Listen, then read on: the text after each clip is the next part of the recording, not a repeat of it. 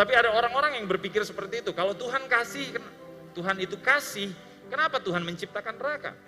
Nah, pada awalnya Tuhan tidak pernah punya rencana untuk neraka. Tetapi ada orang-orang yang memilih untuk tetap hidup di dalam kegelapan. Tinggal terpisah dengan Allah. Maka saudara akan menemukan bahwa Allah hanya bisa bersekutu dengan orang-orang yang memberi dirinya atau membuka dirinya untuk Yesus datang dan menjadi juru selamatnya.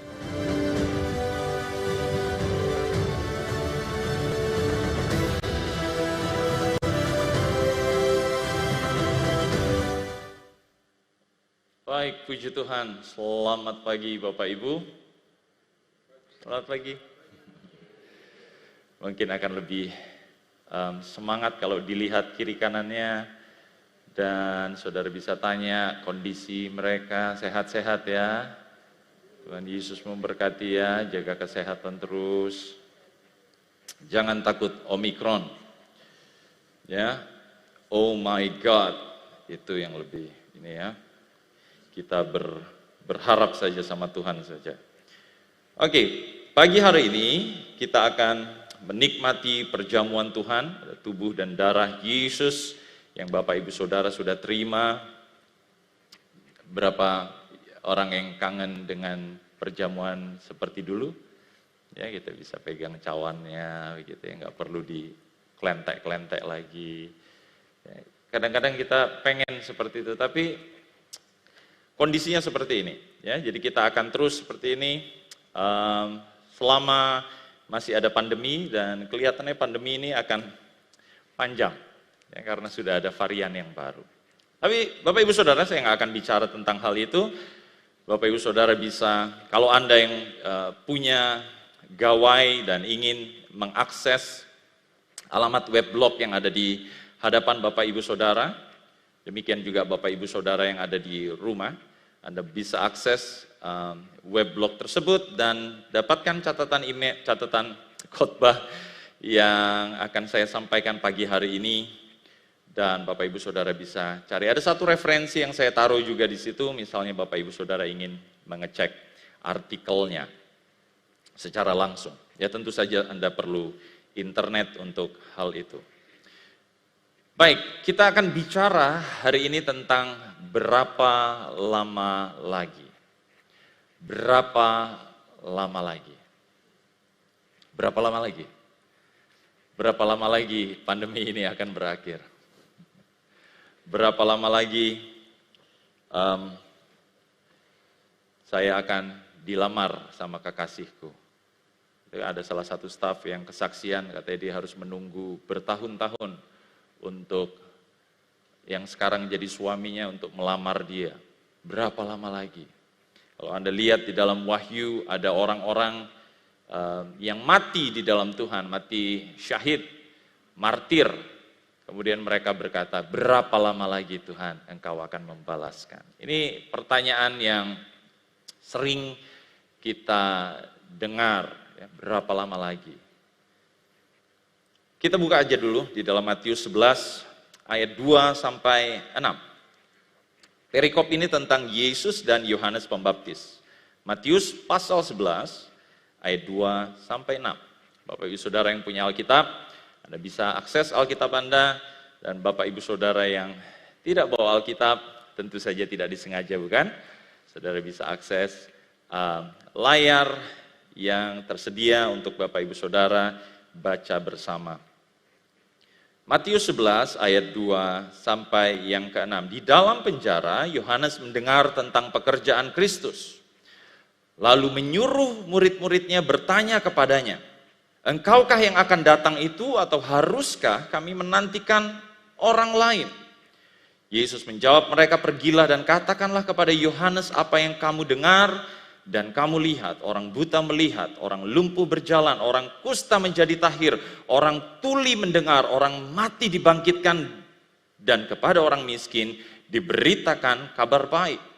Dan berbahagialah orang yang tidak menjadi kecewa dan menolak aku. Bapak Ibu Saudara, dalam situasi yang sulit dan nampaknya tidak menentu, tentu saja akan mudah bagi kita untuk kemudian masuk di dalam kondisi ini. Kita jadi frustrated. Kenapa? Karena sulit kondisinya dan nggak menentu. Katanya A, besok B. Katanya C, besok D.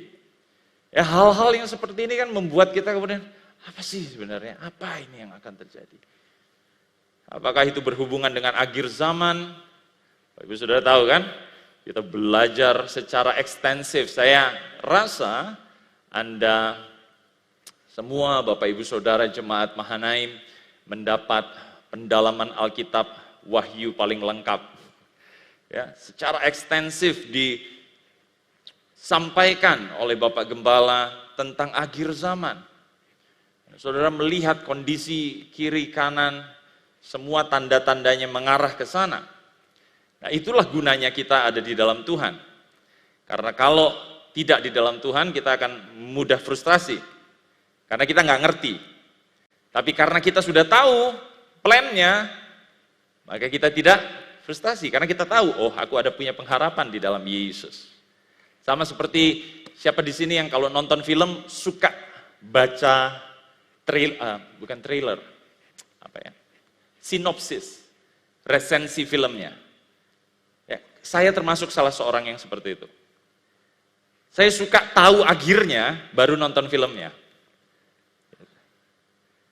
Ya karena saya udah ngerti gitu loh, tegangnya nggak terlalu bikin tegang. Tapi kalau saya nggak tahu akhirnya seperti apa, waduh, itu kan kebawa gitu ya, terbawa dengan ceritanya.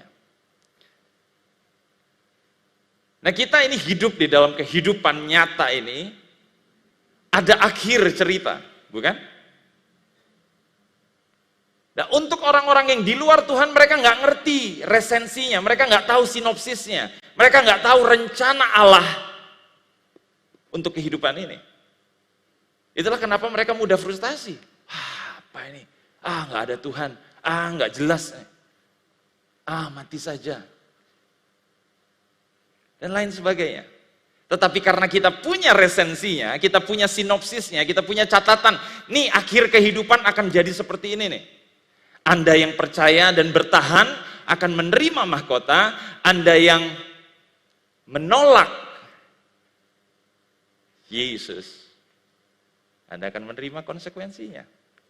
Seperti itu akhirnya, ceritanya akan seperti itu. Jadi sekarang kita mengerti nih, oh seperti ini. Kita nggak jadi mudah frustrasi. Tetapi tetap saja ya ada pertanyaan, berapa lama lagi ya Tuhan? Kapan engkau akan datang kembali? Atau kaitannya dengan pandemi, kita berpikir seperti yang tadi saya tanyakan, berapa lama lagi sih pandemi ini akan berakhir? Ada orang-orang yang ketika masuk pandemi mereka berpikir bahwa, sebulan 2 bulan lah, selesai.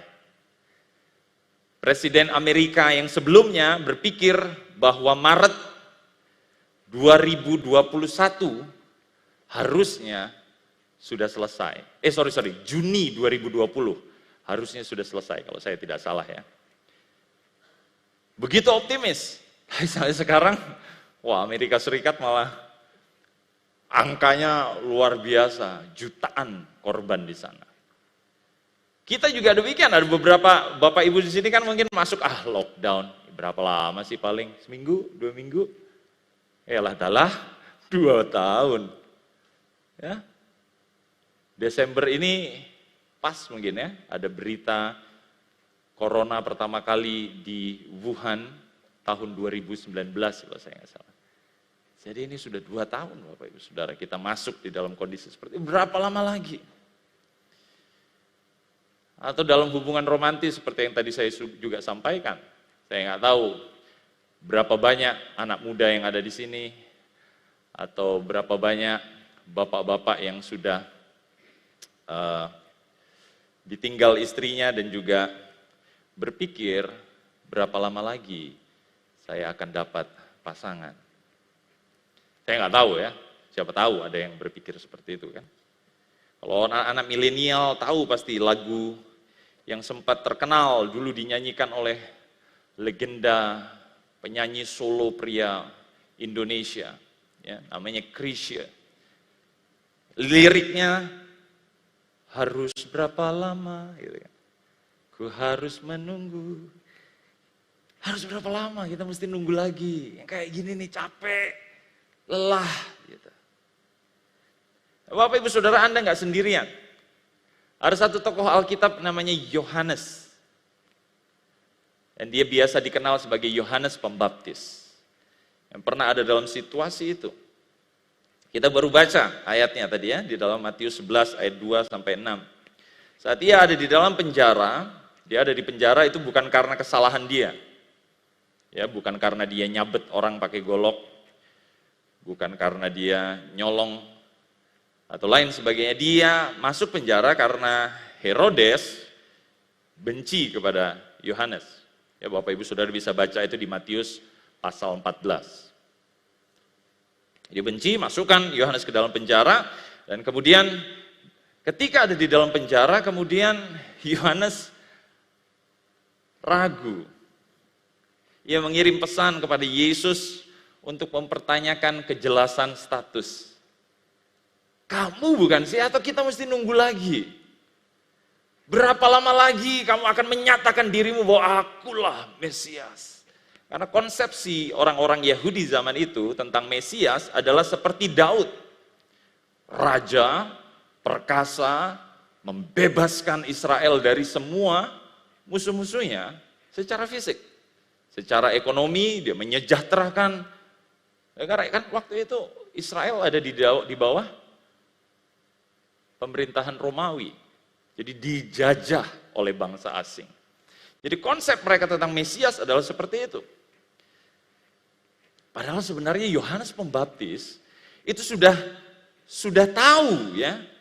Di dalam Yohanes 3 ayat 26 sampai 36 kalau Bapak Ibu Saudara baca, itu ada kesaksian Yohanes Pembaptis mengenai perannya, ya, peran Yohanes dalam kisah kedatangan Yesus dan juga peran Yesus di situ. Ya, Yohanes 3 ayat 26 sampai 36. Saya nggak akan bisa bacakan semua, tapi Bapak Ibu Saudara tolong baca itu. Jadi Yohanes tahu sebenarnya perannya. Aku ini bukan Mesias. Yohanes tahu aku ini bukan aktornya, aku bukan pemeran utamanya.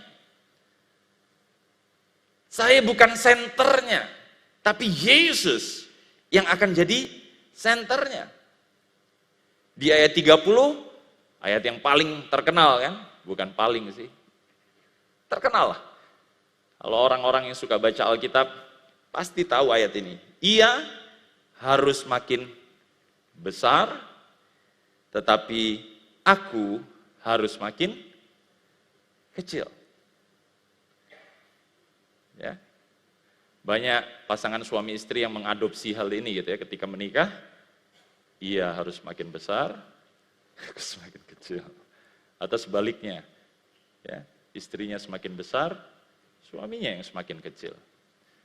Bapak Ibu Saudara lihat istri suaminya, yang mana yang Anda adopsi?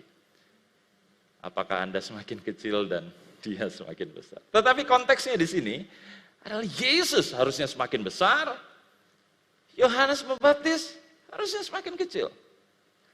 Dia tahu posisinya seperti itu, dia bukan tokoh utama di dalam kisah ini. Tetapi ketika dia ada di dalam situasi yang sulit, ketika dia ada di dalam situasi yang tidak menentu, maka frustrasi itu muncul. Ini yang menjadi menarik untuk kita pelajari, bahwa seseorang bisa saja punya potensi. Ya, saya nggak bilang Yohanes Pembaptis kemudian kecewa dan menolak Yesus, tetapi seseorang bisa punya potensi untuk kecewa dan menolak Yesus ketika situasinya tidak sesuai dengan apa yang dia harapkan. Gak ada yang bisa sombong. Yohanes Pembaptis. Tuhan Yesus bilang nih hamba Tuhan yang besar. Tidak ada yang lebih besar dari dia. Yesus pernah bilang seperti itu. Dia bisa punya kondisi ketika kemudian dia frustrasi. Saya nggak tahu pandemi ini bikin Bapak Ibu Saudara yang di rumah frustasi nggak? Dan mulai kemudian berpikir untuk kecewa dengan situasi ini. Kecewa, ngapain aku jadi orang Kristen kalau kayak gini. Dan parahnya dia menolak Yesus. Saya percaya Yohanes Pembaptis tidak lakukan itu. Tetapi ada potensi untuk itu. Kenapa? Karena Yesus katakan itu. Ketika dia dengar murid-murid Yohanes Pembaptis datang kepada dia, Yesus berkata, berbahagialah orang yang tidak kecewa dan menolak aku. Karena itu bisa terjadi kepada siapapun. Itu kemudian selaras dengan apa yang disampaikan oleh Bapak Gembala tentang bintang besar yaitu antikristus. Ingat ya, Bapak Ibu bisa cek khotbah-khotbah beliau di minggu-minggu sebelumnya berbicara tentang bintang besar yang jatuh. Dan bintang besar itu siapa? Hamba Tuhan yang dipakai secara luar biasa. Panggilan Allah nyata di dalam dirinya, tetapi toh dia bisa kecewa dan menolak Yesus. Sekarang pertanyaannya kepada Bapak Ibu Saudara. Apakah aku kecewa saat ini? Kecewa dengan situasi, kecewa dengan Tuhan, kecewa dengan cara Tuhan menjawab doa kita. Dia adalah hamba Tuhan yang besar, bintang besar yang disebut di Wahyu ya. Tetapi ia menjadi pahit. Jadi pahit. Saya berharap tidak ada hamba Tuhan Mahanaim yang akan menggenapi firman ini. Ya, saya berpikir, aduh siapa ya hamba Tuhan yang akan jadi antikristus itu ya.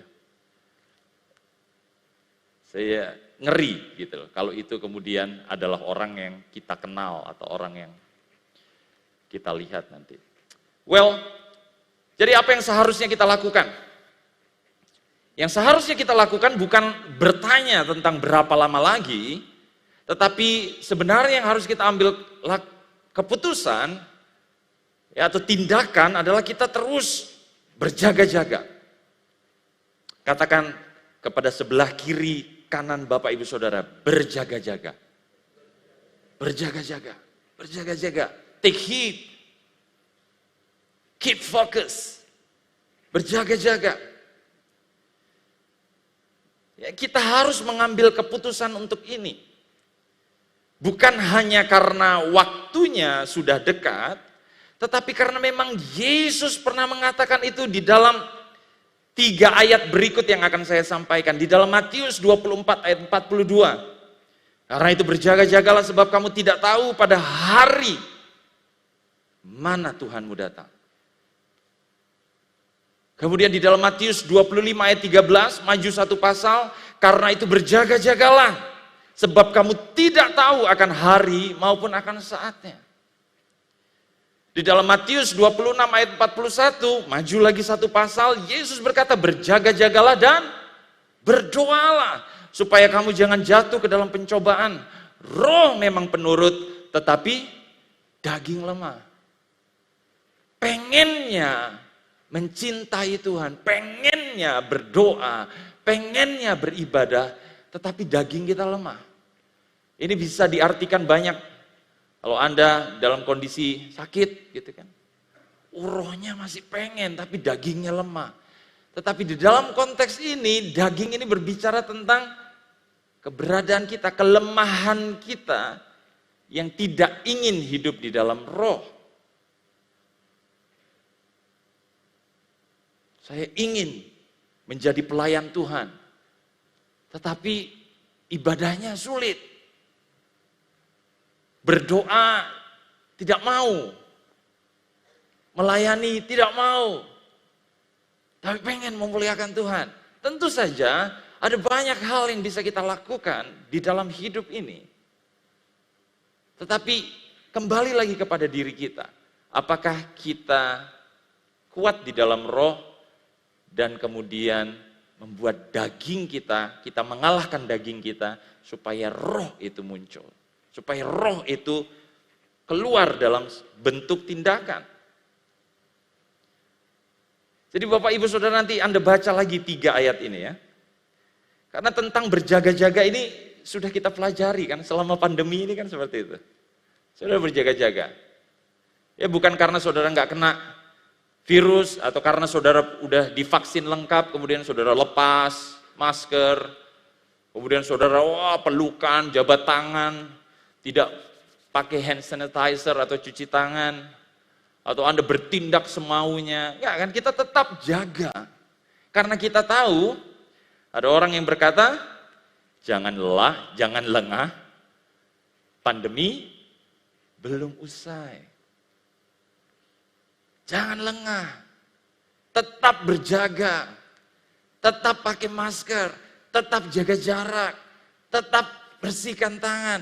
Kita belajar dari pandemi ini, kenapa nggak hal yang sama, kemudian kita terapkan ketika kita bertanya tentang kedatangan Tuhan kedua kali, atau tentang akhir zaman. Kenapa kita nggak berjaga-jaga saja? Kenapa kita harus bermain dengan pikiran kita? Oh berapa lama lagi, kelihatannya Tuhan nggak bakal datang nih. Ini bohong-bohong nih. Ini konspirasi, ini kekristenan ini adalah konspirasi. Ini agama buatan manusia. Iya kan? Pernah dengar seperti itu toh? Di dalam 1 Petrus 3 ayat 3 sampai 4, Rasul Petrus pernah berkata tentang hal ini. Akan muncul ejekan-ejekan mengenai kedatangan Tuhan. Sejak dulu saya sudah dengar Tuhan Yesus mau datang, sampai sekarang nggak datang-datang. Berapa lama lagi saya mau nunggu? Bapak Ibu Saudara, pilihlah untuk tetap berjaga-jaga.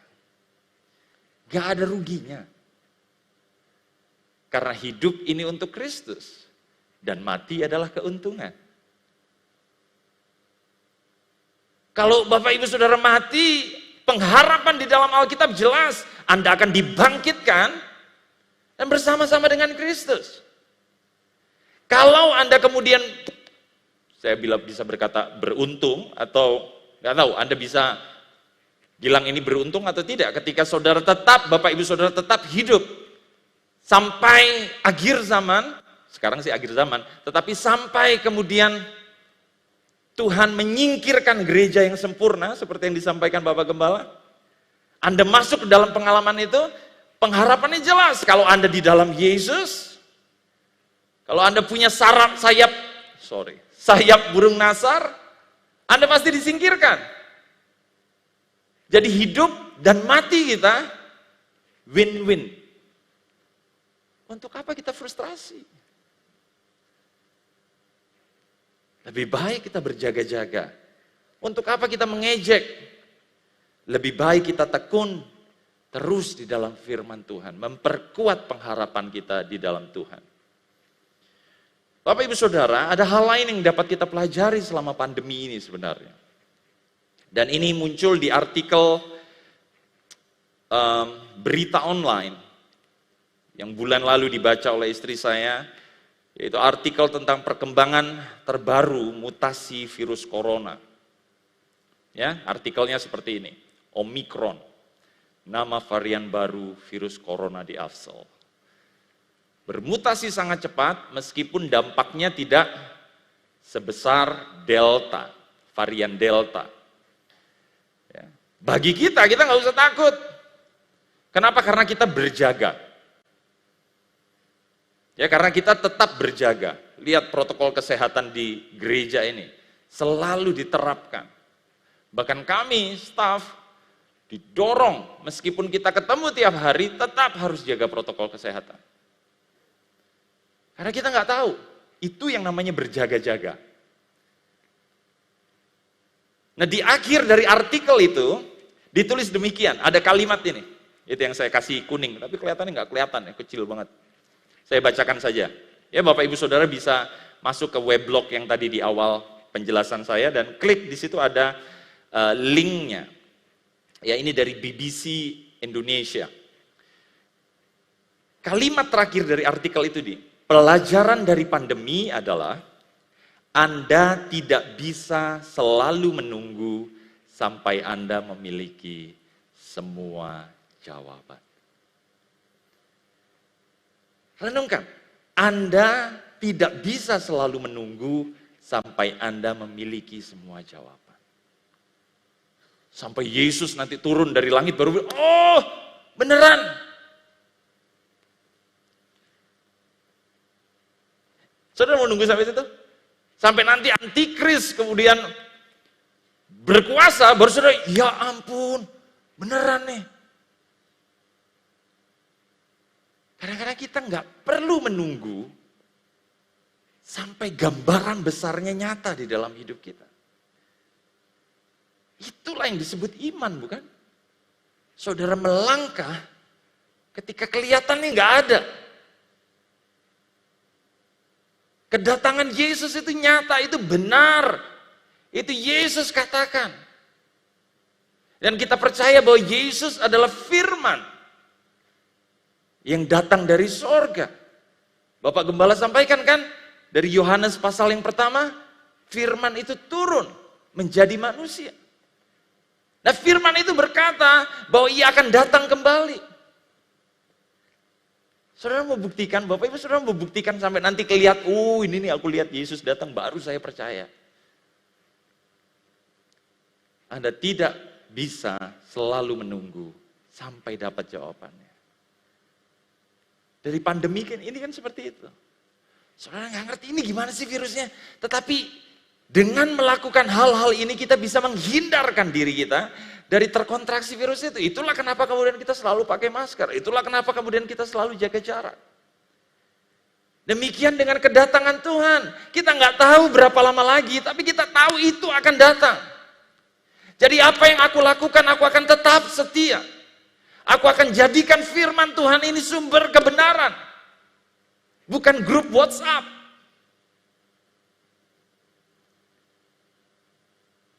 Aku akan tetap menyembah Tuhan. Bapak Ibu Saudara, ketika kita bergerak meskipun belum mengerti gambaran besarnya, saya itu selalu teringat dengan ilustrasi demikian. Saya anak muda jelasnya. Saya hidup bisa dibilang kaum millennials. Ya, meskipun saya baru pegang handphone pertama saya kalau nggak salah itu mereknya depannya M, bukan Minandar tentunya ya, adalah ya merek handphone depannya M. Itu besarnya kayak bata Bapak Ibu Saudara, gede, gini nih, 2 kalinya mungkin, kayak ini dilipat 2. Tetapi kemudian saya masuk ke dalam satu zaman di mana teknologi itu begitu cepat dan mungkin bapak-bapak yang lebih senior dari saya, yang seumuran ayah saya atau bahkan yang saya bisa sebut engkong, opa-opa di sini, mungkin Anda nggak bisa masuk ke dalam teknologi itu. Tetapi saya pikir kalau orang-orang milenial, Anda pernah tahu ada yang namanya action RPG, role playing games. Nah, apa yang dilakukan ketika seseorang bermain RPG adalah mereka harus melangkah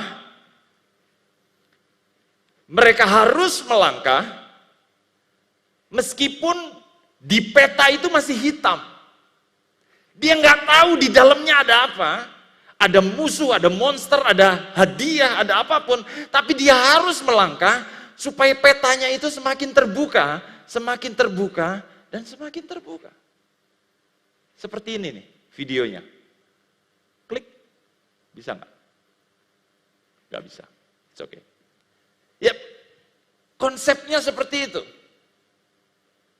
Jadi Anda harus berjalan untuk membuka peta yang baru. Oh, it works. Kebayang ya? Saya pakai remote.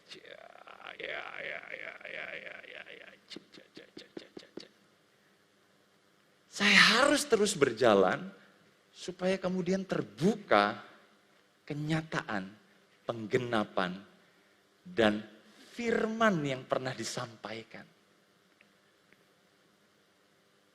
Jadi nggak bisa tunggu, oh Tuhan tolong dong bukakan masa depanku seperti apa. Tolong dong Tuhan bukakan kapan pandemi ini akan berakhir. Banyak orang yang berpikir seperti itu dan makanya muncul kemudian nabi-nabi gadungan. Pernah dengar? Yang bilang, oh Yesus akan datang di tahun 2002 sekian. Oh saya mendengar dari Tuhan akan terjadi ini di tahun. Maksudnya saya tidak mengecilkan tentang nubuatan, tetapi maksud saya Tuhan tidak selalu membuka segalanya terang benderang kepada kita. You have to take a step forward, another step, and another step. Langkah demi langkah, demi langkah. Dan kemudian saudara lihat pembukaan dari Tuhan di dalam hidup kita. Ini seperti kisah Abram yang dipanggil Tuhan di dalam, bukan dipanggil Tuhan ke surga. Ketika Abram dipanggil dari tanah Haran, di dalam Kejadian 12 ayat yang pertama. Dia nggak tahu. Tapi apa yang dia lakukan? Dia melangkah. Kita nggak tahu berapa lama lagi, tetapi kita pastikan langkah kaki kita itu ada di dalam Tuhan. Kita tetap menjadi pengikut Kristus yang sejati. Kita tetap di jalurnya Tuhan. Tidak melenceng. Dalam kisah Natal Bapak Ibu Saudara, karena kita ada di bulan Desember, kita nggak bisa lepaskan kisah Natal ini. Maria tidak sepenuhnya mengerti maksud Allah. Ketika malaikat datang, Maria nggak tahu, ini mau gimana ya caranya ya. Tetapi ia tetap taat dan melangkah. Aku ini hamba Tuhan, jadilah seperti kehendakmu. Ia mendengar sesuatu yang mengherankan dari gembala. Di Lukas 2 ayat 29. Dia nggak ngerti apa ya maksudnya ya. Tapi dia simpan itu. Dia tetap melangkah. Dia dengar anaknya, Yesus ketika berusia 12 tahun, di Lukas 2 ayat 51, berkata, aku harus ada di rumah Bapakku. Maria belum menangkap sepenuhnya, tapi ia simpan itu di dalam hatinya dan ia melangkah ke depan. Anda dengar firman Tuhan, Bapak Ibu Saudara, dari mimbar ini, berjagalah, jadilah pengikut Yesus yang sejati. Anda nggak ngerti, itu kayak gimana sih bentuknya. Tapi Anda simpan firman itu, dan Anda melangkah ke depan. Jangan berhenti, jangan stuck. Jadi orang Kristen yang begitu-begitu saja. Melangkah ke depan. Maria, meskipun tidak mengerti, ia tetap berjaga. Dia jaga, ini kapan ya? Kapan nih anak yang aku lahirkan ini kemudian menjadi jawaban bagi keselamatan umat manusia. Maria nggak tahu kapan.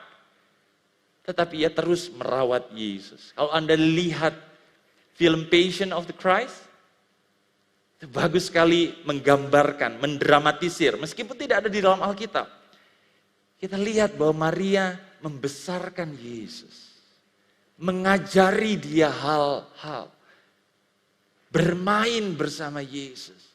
Berlari mendekat ketika anak itu jatuh. Karena dia tahu, aku harus jaga anak ini.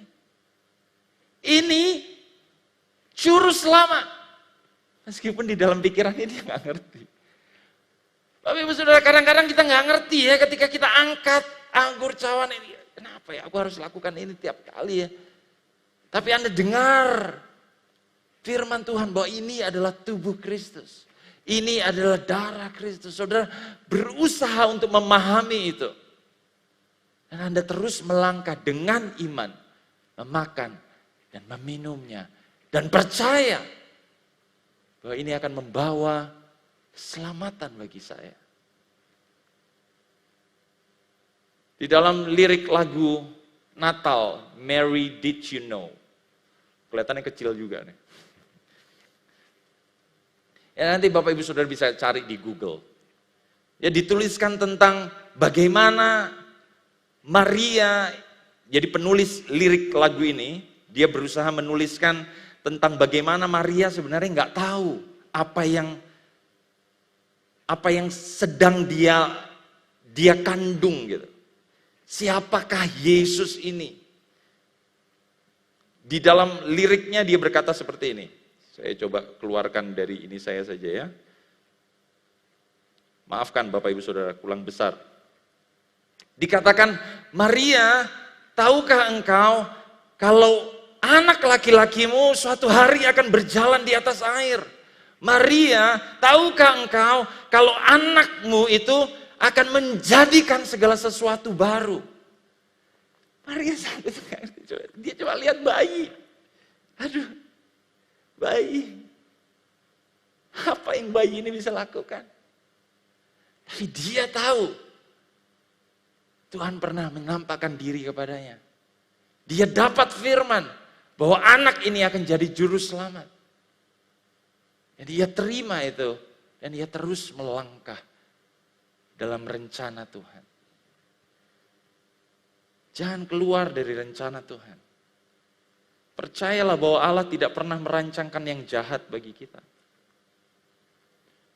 Bapak Ibu Saudara mungkin gak ngerti ngapain sih Tuhan kasih pandemi ini, kurang kerjaan apa ya? Tuhan ngapain sih Tuhan izinkan hal ini terjadi kepada aku, kehilangan pekerjaan, kehilangan suami, kehilangan istri, kehilangan banyak hal. Apa sih Tuhan, maunya apa sih Tuhan? Saya berpikir berapa lama lagi ya Tuhan aku mati aja ya Tuhan. Kelihatannya lebih enak, ada nggak jemaat yang seperti itu?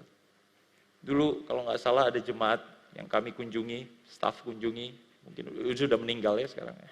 Selalu berpikir kapan ya Tuhan panggil saya, kapan ya Tuhan panggil saya. Dan kita selalu kuatkan kalau Tuhan belum panggil ibu, berarti Tuhan masih punya rencana buat ibu. Kalau Tuhan belum panggil Bapak Ibu Saudara, berarti Tuhan masih punya rencana untuk Anda. Dan pandemi ini tidak akan memisahkan kasih Allah terhadap Bapak Ibu Saudara. Dan demikian Anda berkata, tidak pandemi sekalipun akan memisahkan kasihku pada Yesus.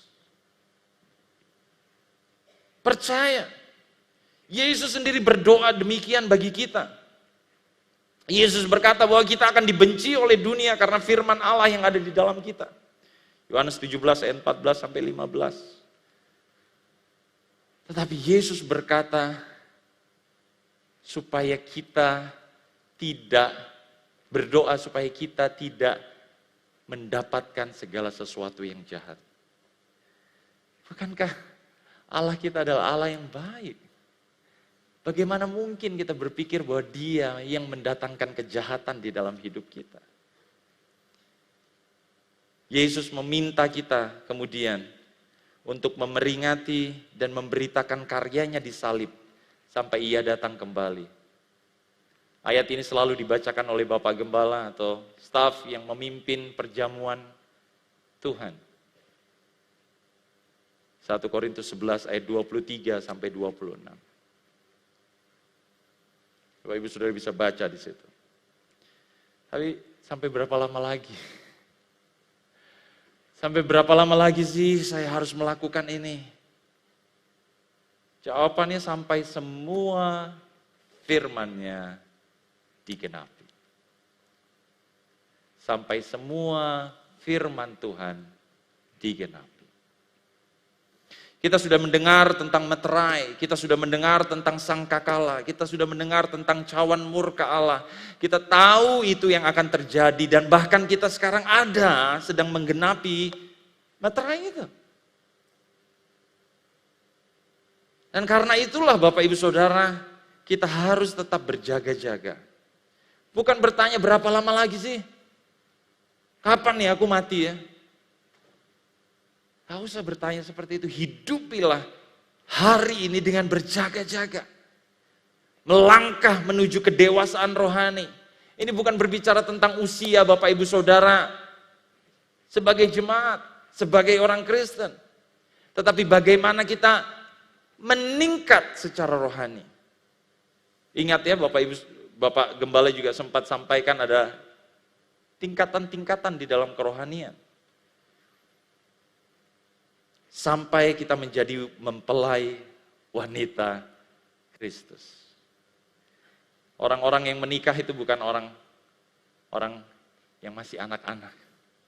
Saudara tidak menikahkan anak-anak yang masih 1 tahun, 2 tahun kan. Mereka nggak ngerti apa-apa. Mereka yang menikah adalah orang-orang yang dewasa. Dan Bapak Ibu Saudara, kalau kita tidak dewasa di dalam Tuhan, mengerti bagaimana kita harus berjaga-jaga. Orang dewasa berjaga-jaga bukan? Ya menjaga supaya ia berkenan dengan pasangannya. Ia menjaga dirinya, mempersiapkan segala sesuatunya. Dia tidak hanya berpikir tentang kesenangan. Saya nggak tahu ada nggak orang yang seperti itu ketika akan menikah dia malah berantakan hidupnya, makan seenaknya. Saya melihat lebih sebaliknya ketika orang akan menikah, dia diet. Kenapa? Dia pengen badannya ideal ketika dia menikah. Dia siapkan segala sesuatunya dengan baik. Saya nggak tahu dengan cerita Bapak Ibu Saudara ya, mungkin Anda ada yang menikah makan all you can eat sebelum menikah. Saya nggak ngerti. Tetapi secara umum orang yang akan menikah itu selalu mempersiapkan segala sesuatu. Dia tidak hidup sembarangan. Dia fokus. Dia tidak mudah teralihkan. Setialah Bapak Ibu Saudara. Berapa lama lagi? Saya nggak tahu. Saya nggak bisa bilang kepada Bapak Ibu Saudara. Tapi setialah. Hiduplah dalam firman-Nya. Karena firman Allah adalah kebenaran. Yohanes 17 ayat yang ke-17.